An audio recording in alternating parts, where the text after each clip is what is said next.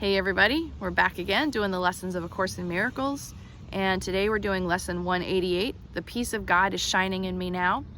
Get this lovely view of the Delaware over here. I will tell you the peace of God is probably shining in me now. I don't see it.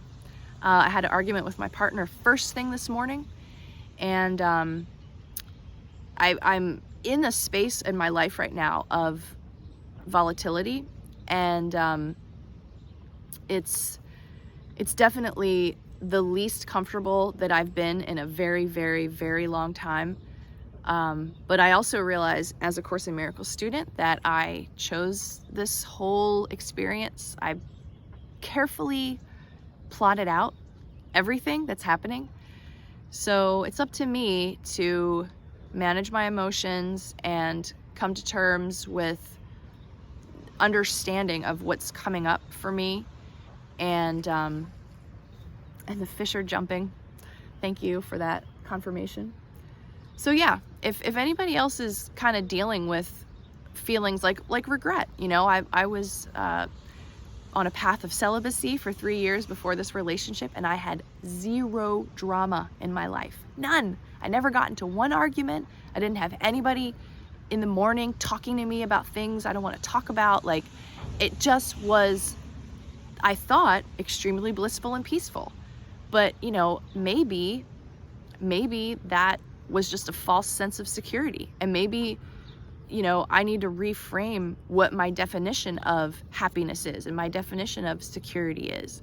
And I need to be more in a place of acceptance or whatever it is. I know I need to make some adjustments. But I just want to say, like, if you're feeling resentment, regret, you're grieving something, you know, whatever it is, like, you're not alone.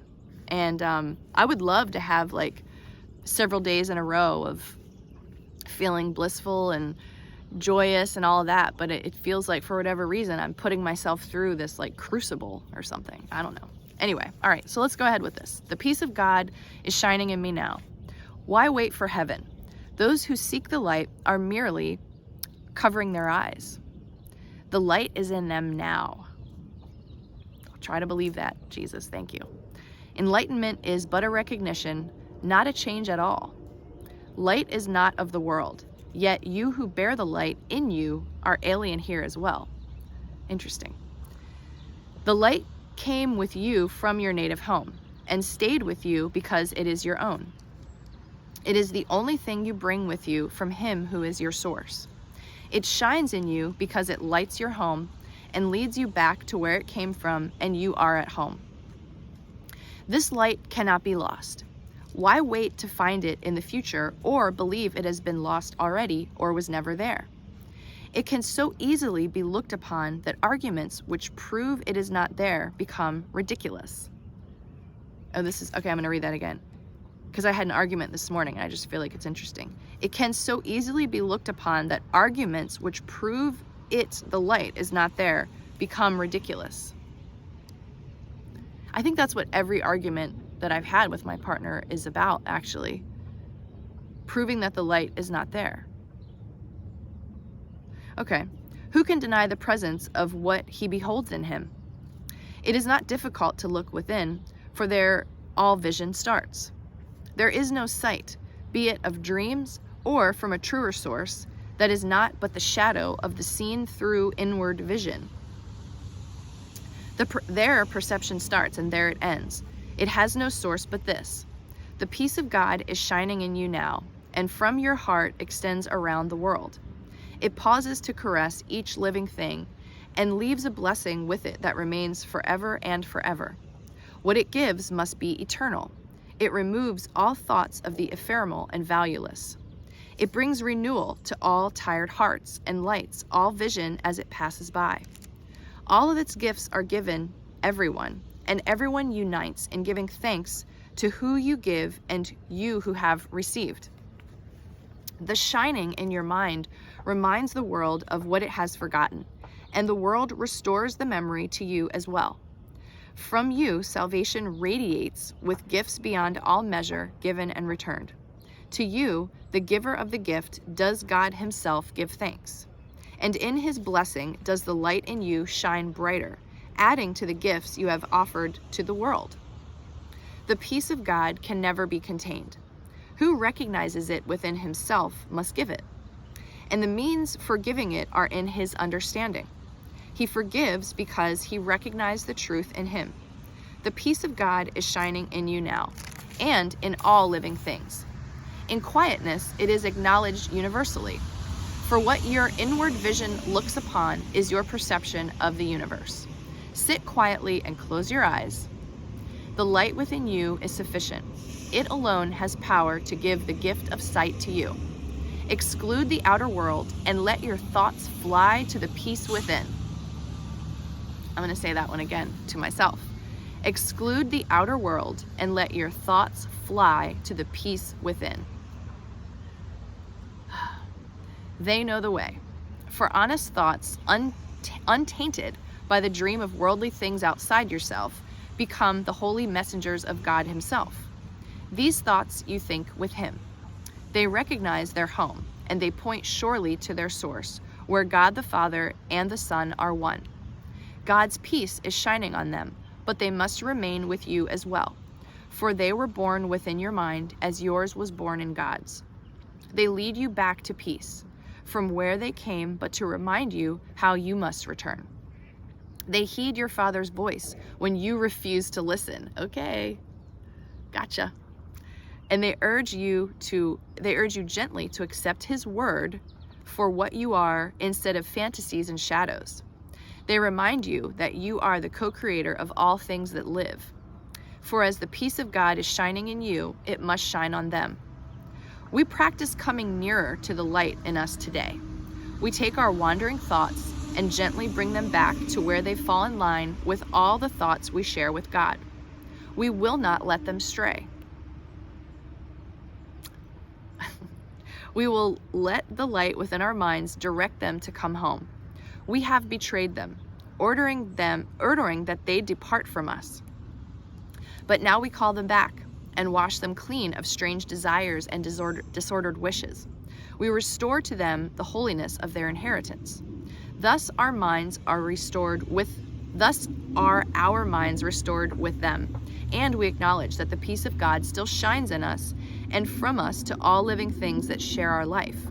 We will forgive them all, absolving all the world from what we thought it did to us. Woo! Dang! We will forgive them all, absolving all the world from what we thought it did to us. For it is we who make the world as we would have it. Now we choose that it be innocent, devoid of sin, and open to salvation. And we lay our saving blessing on it as we say, the peace of God is shining in me now. Let all things shine upon me in that peace, and let me bless them with the light in me. All right, so let's see what a year of forgiveness has to say about lesson 188. The peace of God is shining in me now. I am feeling better, actually, just reading that and thinking about some of that guidance. These teachings are really amazing. And I think having the humility to subordinate myself in a way to these ideas, this wisdom, it doesn't allow my ego to keep telling the story of what happened this morning. So it's like, wait a second, Sherry, so that seems like it occurred, right? And now you can reflect on this eternal wisdom and this unconditional loving kindness coming from God. So it's a huge contrast, and I'm so glad that I can turn to this material when I am not feeling so great. The peace of God is shining in me now. Lesson 188. You are blessed beings indeed. I am that one you know as Jesus. The peace of God shines in you today. It is merely covered with some dirt and debris that does not belong inside your mind. That is all that has caused your suffering today. Thank you, Jesus.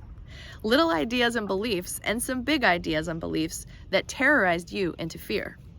It is a profound comprehension to realize that the very vital life force, the spirit, creativity, and love that inhabits you is your true nature. All these other prickles, distortions, and disturbances are not your true nature. They are ideas that interfere with your bliss. Ananda is bliss. Love is bliss. peace is bliss. It happens when you have those moments on earth, you've all had them, I had one this morning, during which you are perfectly happy. Oh, not the bliss part. Sorry, excuse me. That was yesterday. You may not be doing anything. You may be just sitting on a log, looking out at the ocean, or in a park, listening to the birds, or snuggled in your warm bed, and you are perfectly happy and need nothing at all. Those moments indeed are precious because they show you it is not about fancy cars and big bank accounts. It is about peace. Those moments show you that peace of mind is the most precious gift you can give yourself. When you encounter these negatives, your short temper, your impatience, or your sharp tongue, remember, this is not your natural state. This is something you have learned. It is something that is a distortion. It is something that is a little bit out of order.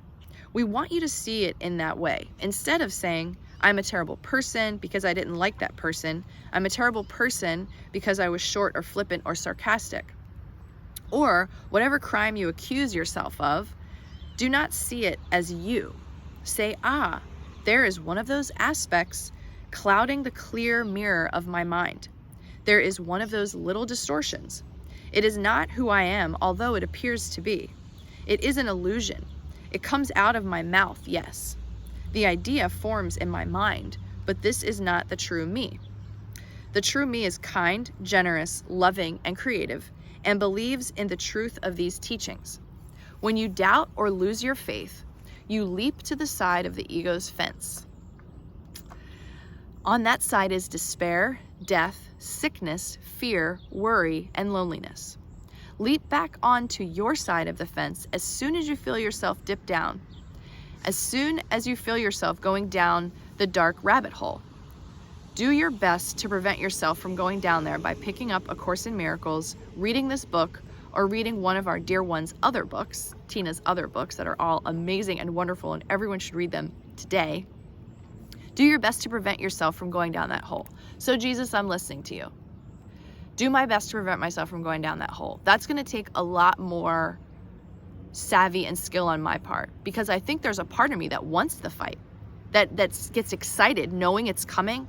There's something in me that's like, okay, motherfucker, let's go. So thank you, Jesus, for helping me with my ego's desire to have the conflict. If you go down that hole, then use it as a sound lesson to determine what's going on in your mind. I guess this is the alternative here.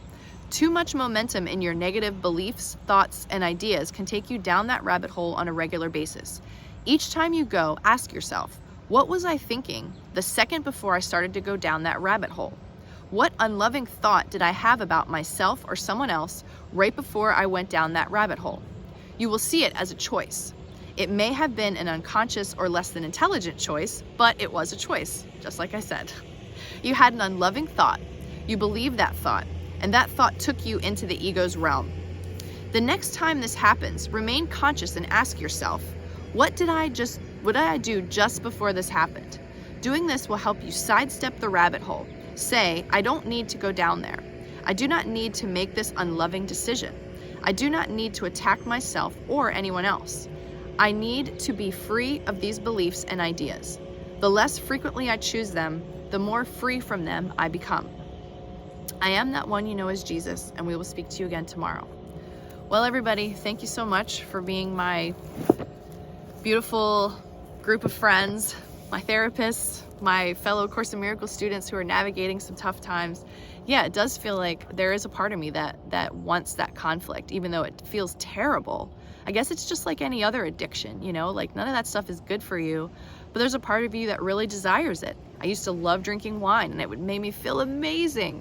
And then at some point I realized that it was completely inverted. Like I wasn't obviously doing something good for myself, and I was avoiding and deflecting what the truth was. My thoughts and beliefs underneath all of it was not that I really enjoyed the feeling that alcohol gave me at the end of the day. So yeah, we have to figure ourselves out.